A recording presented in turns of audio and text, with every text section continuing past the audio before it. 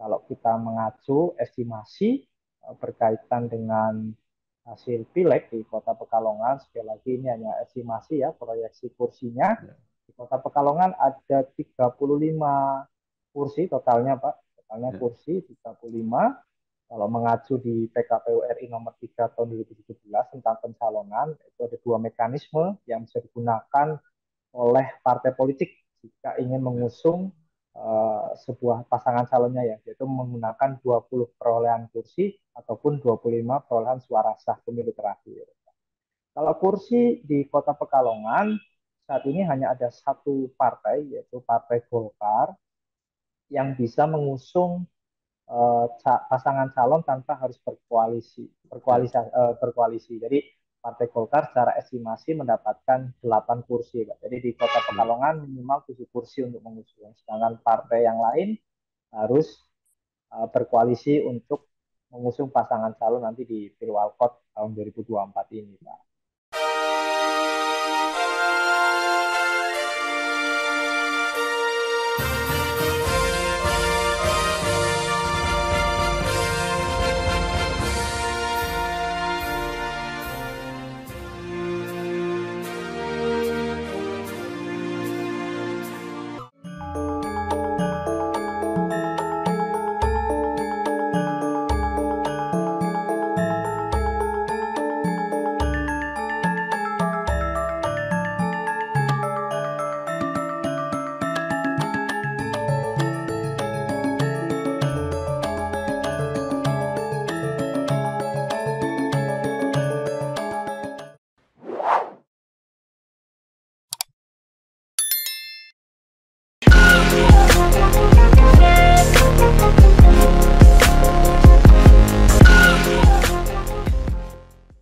Assalamualaikum warahmatullahi wabarakatuh.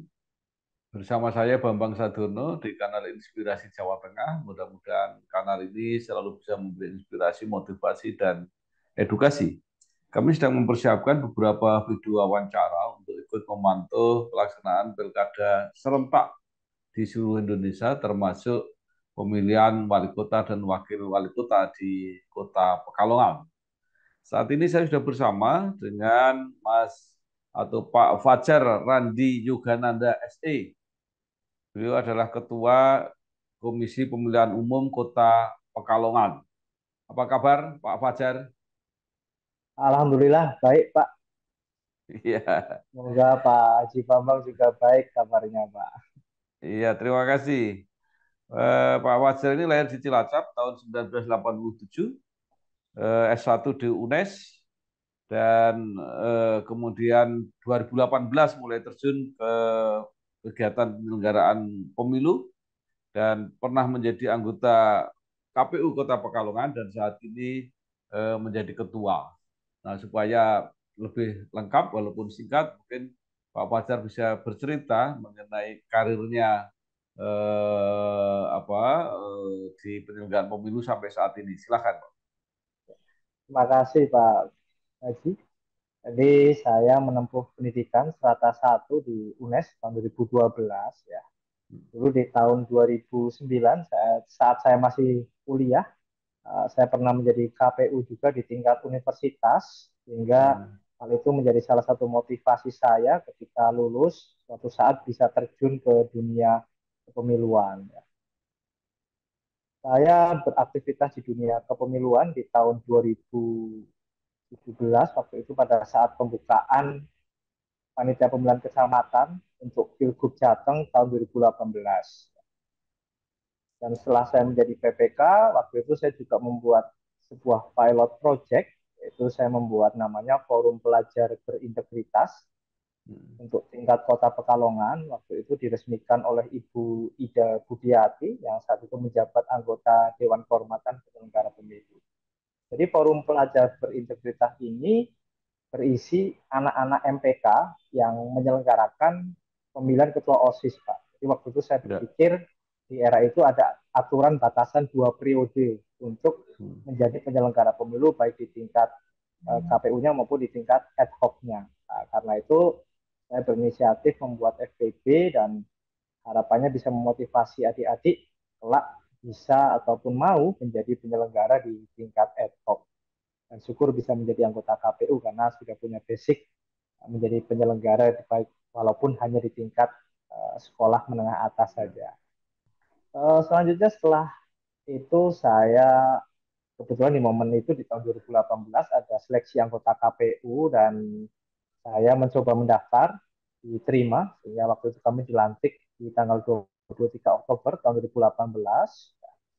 Ketika itu kami menghadapi pemilu dan saya diamanai di divisi yang namanya cukup panjang, Pak. Jadi orang-orang Ya. lebih suka dengan akronimnya. Jadi divisi Ya. Sosdiklik, Parmas dan SDM di 2018 dan di Pilkada serentak tahun 2020 ada sedikit penyegaran, teman-teman memberikan saya amanah baru di divisi teknis penyelenggaraan karena dipandang divisi teknis ini menjadi sentral karena terkait dengan pendaftaran dan Ya. pemungutan penghitungan suara. Dan per Oktober 2023 akhir ini saya terpilih kembali dan oleh teman-teman diberikan amanah untuk memegang divisi keuangan umum logistik dan rumah tangga yang sekaligus juga harus dijabat sebagai ketua KPU-nya Kota Pekalongan. Halo guys, sekarang cuma dengan satu jari, semua urusan listrik langsung beres, res. Ini dia, PLN Mobile. Kalau cuma gangguan aja sih, nggak usah panik. Tinggal tap menu pengaduan, cus petugas PLN-nya langsung datang. Atau mau isi token, pasang listrik baru, atau mau ubah daya, atau cek hitungan listrik. Urusan listrik serahin aja ke PLN Mobile. Nah, kemudian mungkin bisa digambarkan hasil Pileg 2024 di Kota Pekalongan yang nanti diproyeksikan ke dinamika pilkada. Mengenai hasil pileg tentu pada prinsipnya saya yakin semua KPU Kabupaten Kota juga mengacu di peraturan KPU nomor 6 tahun 2024 khususnya di pasal 22. Jadi memang secara resminya kita masih menunggu tentang apakah ada gugatan atau tidak di Mahkamah Konstitusi. Tapi kalau kita mengacu estimasi berkaitan dengan hasil pileg di Kota Pekalongan, sekali lagi ini hanya estimasi ya, proyeksi kursinya. Ya. Di Kota Pekalongan ada 35 kursi totalnya, Pak. Totalnya Ya. kursi 35.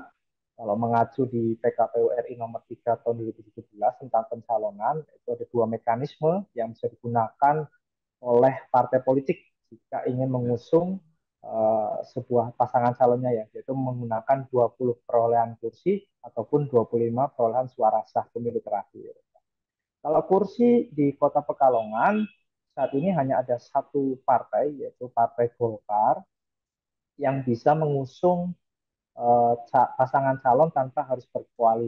berkoalisi. Jadi Partai Golkar secara estimasi mendapatkan 8 kursi, Pak. Jadi di Kota Ya. Pekalongan minimal 7 kursi untuk mengusung. Sedangkan partai yang lain harus berkoalisi untuk mengusung pasangan calon nanti di Pilwalkot tahun 2024 ini, Pak. Iya. Eh, Gambarannya partai-partai lain seperti apa? Kalau Golkar 8 kursi, yang Ya, berikutnya berapa? Golkar 8 kursi, PKB. Jadi dari sekian partai hanya 9 partai yang memperoleh Ya. kursi dari kemarin 18 partai itu, Pak ya. Yang pertama Ya. Golkar dengan 8 kursinya, lalu ada PKB dengan 6 kursi, lalu PDI Perjuangan dengan P3 memperoleh kursi yang sama yaitu 5, lalu ada PKS memperoleh 4 kursi, lalu untuk Gerindra, Nasdem, dan juga PAN memperoleh 2 kursi, dan yang terakhir Hanura yaitu 1 kursi, Pak. Jadi Ya. totalnya 35 untuk yang tiga besarnya diraih oleh Golkar, PKB, PDI bersama dengan P3. Iya. Eh, dengan komposisi semacam itu, perkiraan akan muncul berapa calon yang mungkin? Kalau perkiraan pasangan calon, kami memperasumsikan itu di dalam penganggaran kami, Pak. Jadi di Ya. penganggaran kami mengasumsikan nanti ada proyeksi 4 pasangan calon. Karena memang sejauh pilkada di Kota Pekalongan memang maksimal hanya diikuti 3 pasangan calon. Jadi kami mengasumsikan 3 pasangan calon dari partai politik dan 1 pasangan calon yang mungkin saja nanti muncul dari calon independen atau kita kenal dengan calon perseorangan. Iya, baik. Nah, diantisipasi munculnya calon perseorangan. Apakah sekarang sudah kelihatan tanda-tandanya bahwa akan muncul calon perseorangan? Ya. Jadi untuk tanda-tanda sementara belum terlihat. Tapi karena dari beberapa pengalaman di Pilkada 2010 pernah ada calon perseorangan juga yang mengikuti, Ya. tapi belum berhasil, ya, masih kalah. Lalu di tahun 2015 juga pernah ada yang berhasil mendapatkan tiket, Pak. Jadi berhasil mendapatkan tiket, namun tidak digunakan. Jadi kebetulan yang mendapatkan tiket ini pada waktu itu 2 orangnya adalah dari status anggota dewan, Pak. Jadi tidak setelah mendaftar dia tidak melakukan perbaikan selama 3 hari sehingga dilakukan pembatalan calon. Jadi tidak diteruskan. Jadi pernah ada pengalaman sebenarnya memungkinkan ada calon perseorangan. Ya, pernah ada. Jadi di 2010 dan 2015. Tapi untuk pilkada terakhir kita di tahun 2020 tidak ada yang mendaftar menjadi calon perseorangan. Jadi kalau di Kota Pekalongan sendiri ini setidaknya dibutuhkan 23.063 dukungan. Jadi 23.063 dukungan minimal. Yang itu harus tersebar di 3 kecamatan dari 4 kecamatan yang ada di Kota Pekalongan. Jadi syaratnya sekitar itu, Pak, untuk menjadi calon perseorangan.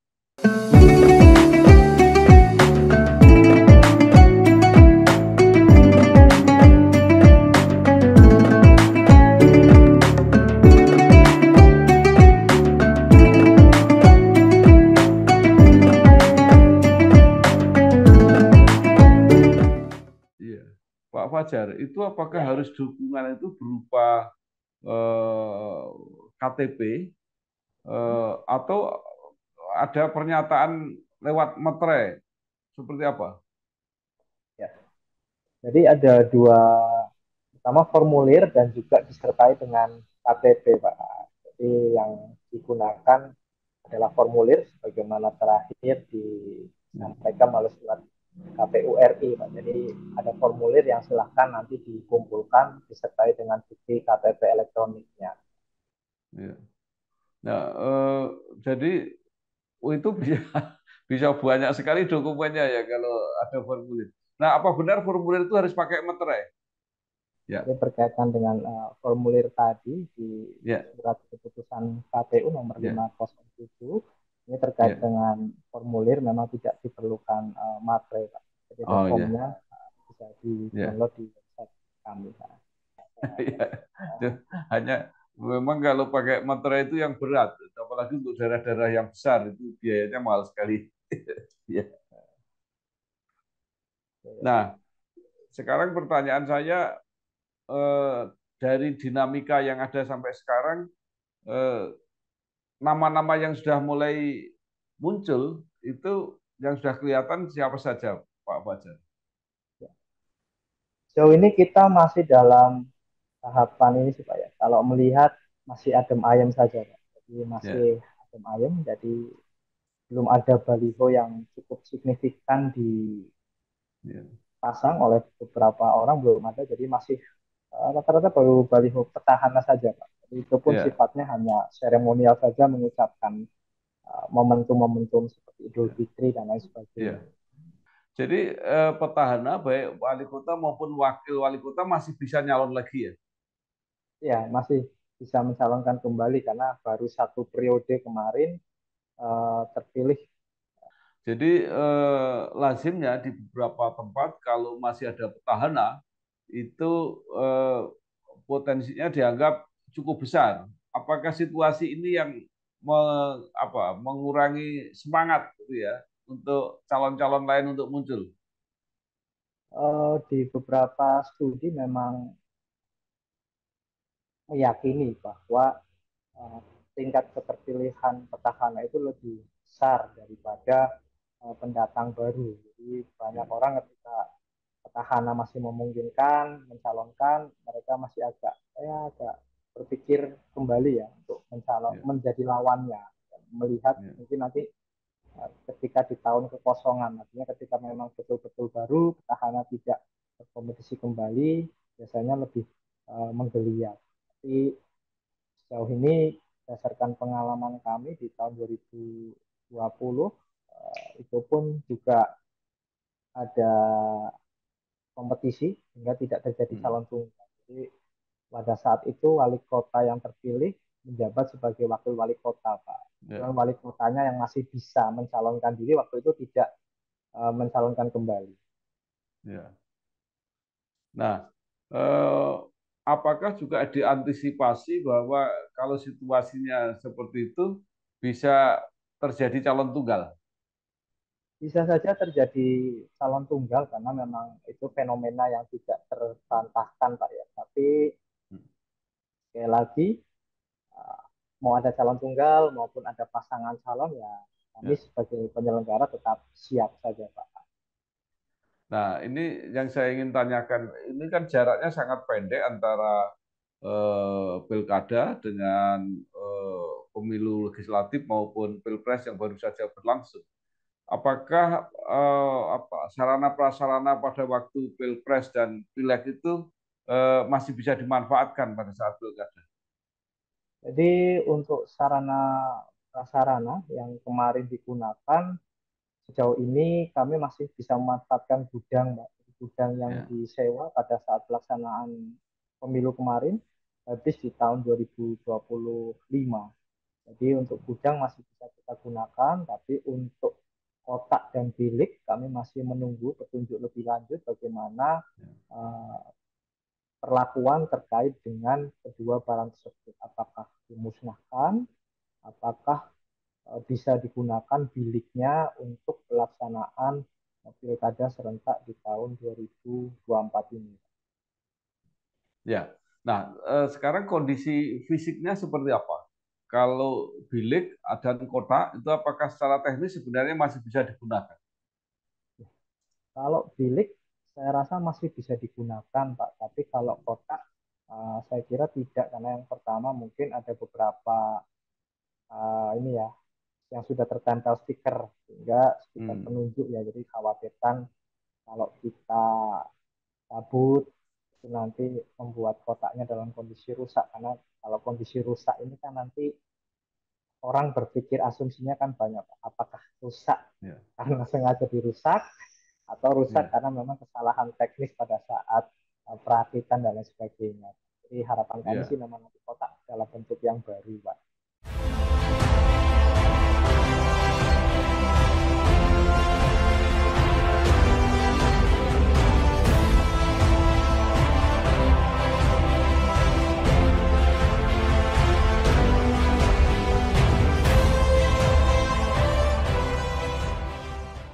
Nah, kalau di dalam pelaksanaan ini kan eh, kartu suara cuma satu ya atau dua dengan gubernur.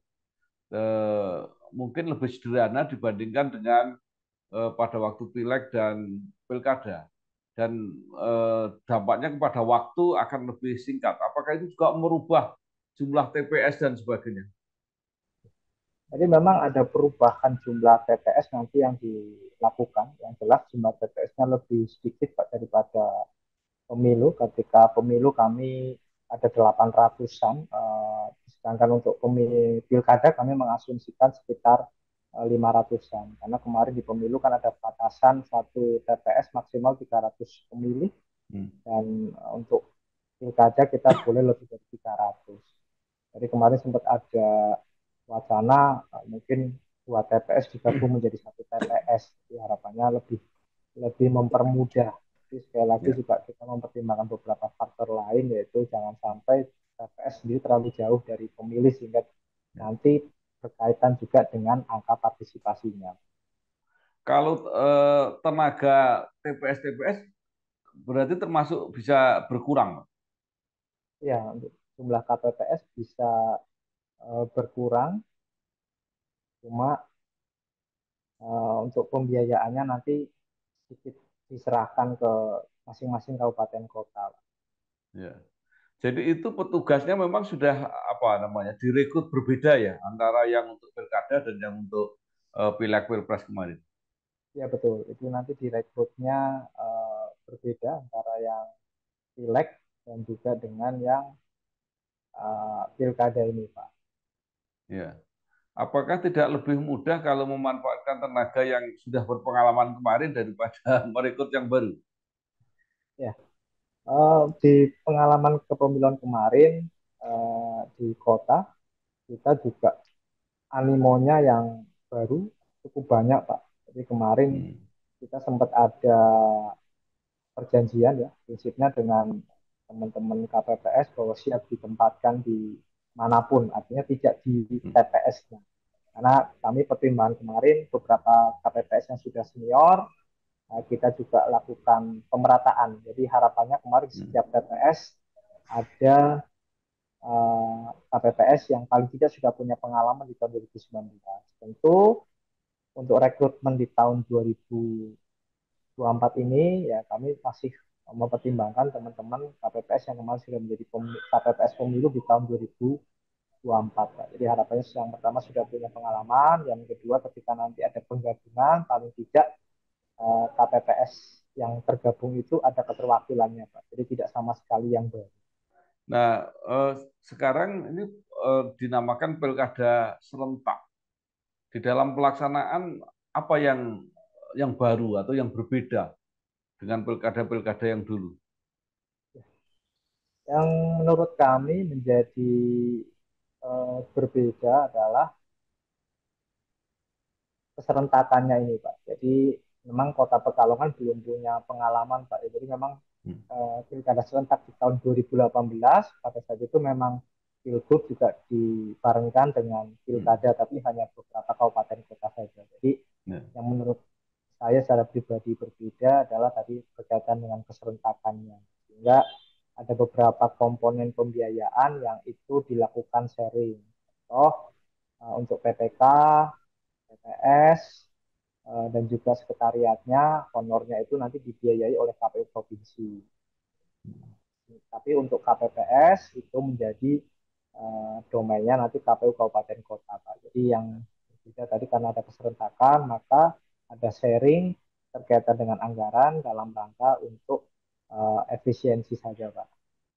Baik, bagi masyarakat tentu pilkada ini lebih mudah ya setelah berpengalaman memilih di pileg yang begitu banyak, ada DPR RI, di PD RI, DPRD provinsi, DPRD kabupaten kota, ditambah pilpres.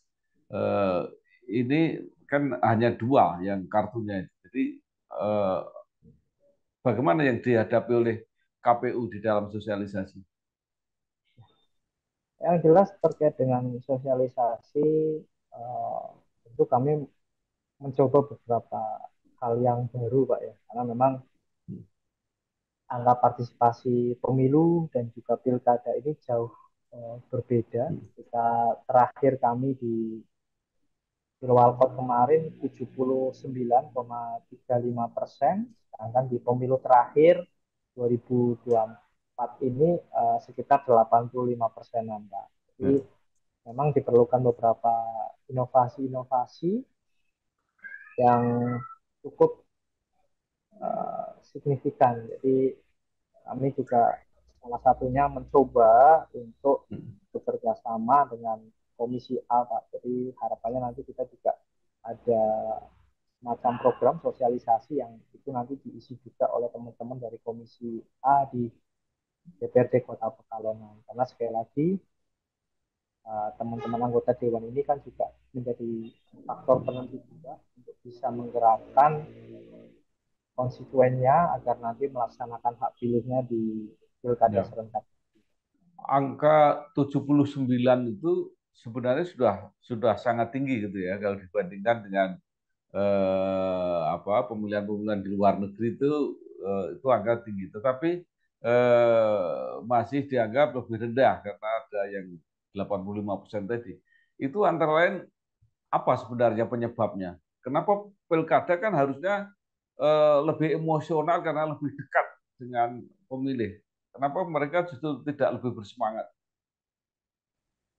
Ya, jadi memang ada beberapa hal Pak ya. Jadi kenapa kok angka partisipasi yang pilkada ini jauh lebih turun Pak ya daripada pemilunya sendiri. Nah, yang Ya, pertama memang kecenderungan orang, pertama uh, pilihan legislatif ya. Karena pemilihan legislatif itu kan banyak aktor yang berkompetisi oh, sehingga setiap ya, orang ini bisa apa istilahnya bisa menggandeng beberapa kelompok untuk dia bisa menyalurkan hak pilihnya. Tapi si aktor di pileg ini belum tentu juga nanti pada saat pilkada dia juga akan hmm, menggerakkan konstituennya ya, secara masif untuk menggunakan hak pilihnya di pilkada serentak.